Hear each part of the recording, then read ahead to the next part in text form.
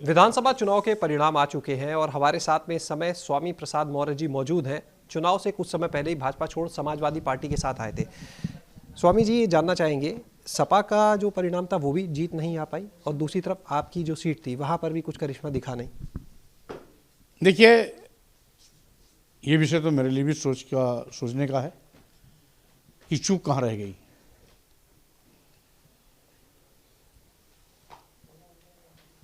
लेकिन जीत और हार, ये दोनों लोकतंत्र के पहलू हैं।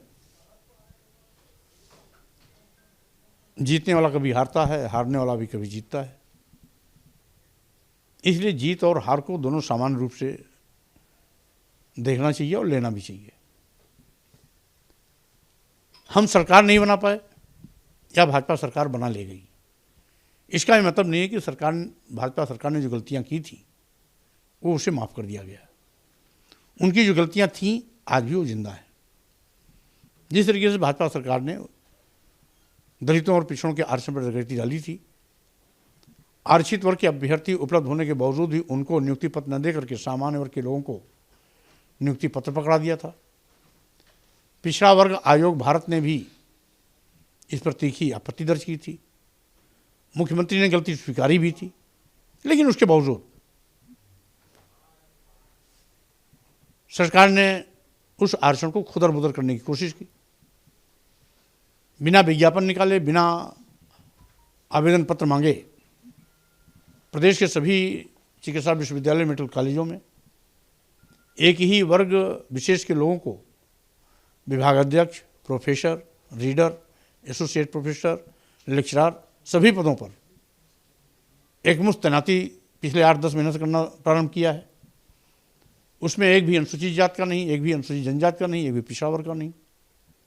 तो इसका मतलब है कि ये उसकी गलतियां चुनाव जीतने के बावजूद भी माफ़ नहीं कर दी गई हैं।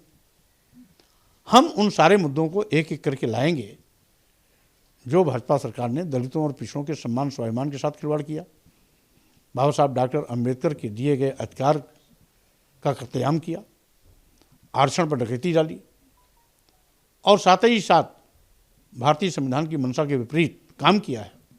उन सारे मुद्दों को एक एक करके हम जनता के बीच में लेके जाएंगे। आज नहीं तो कल लोग हमारी बात मानेंगे भी, सुनेंगे भी, साथ खड़े भी होंगे।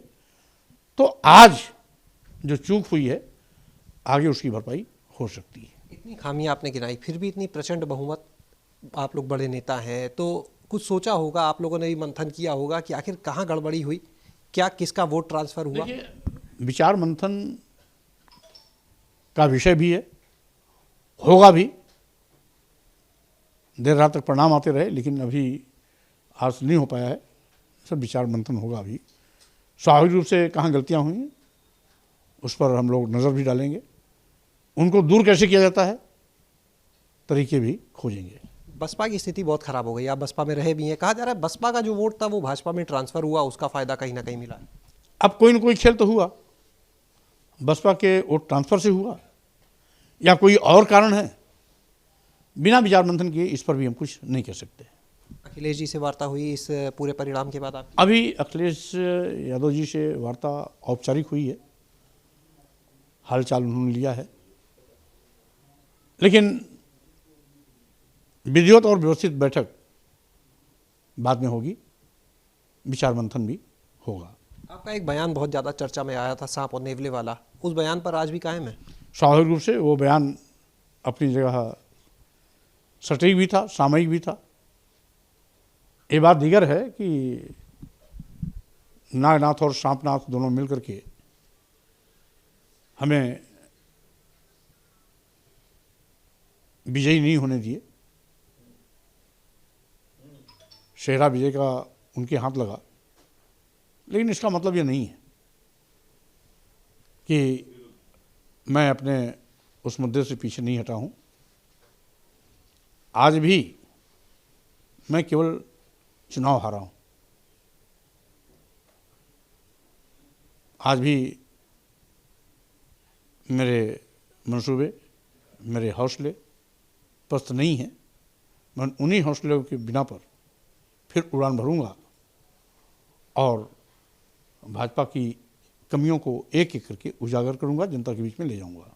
एक आखिरी सवाल, आपने समाजवादी पार्टी ज्वाइन की और सपा का ही एक सहयोगी दल महान दल, उसके अध्यक्ष केशव देव मौर्य ने एक बयान दिया है कि स्वामी प्रसाद मौर्य के सपा में आने के बाद कहीं ना कहीं पार्टी ने महान दल को उतनी गंभीरता से नहीं लिया, उनकी पावर को पूरा यूज नहीं किया, और उन्होंने ये भी आशंका जताई कि कहीं ये भाजपा की स्ट्रेटेजी ना रही हो आपका यहाँ आना।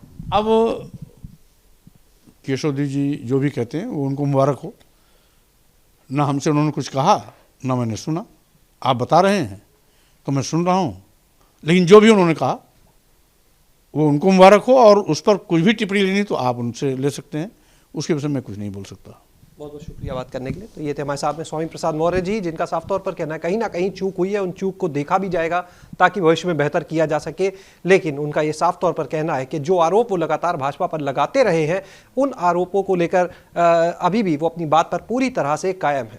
कैमरा सहयोगी प्रमोद के साथ शैलेश अरोरा, एबीपी गंगा, लखनऊ।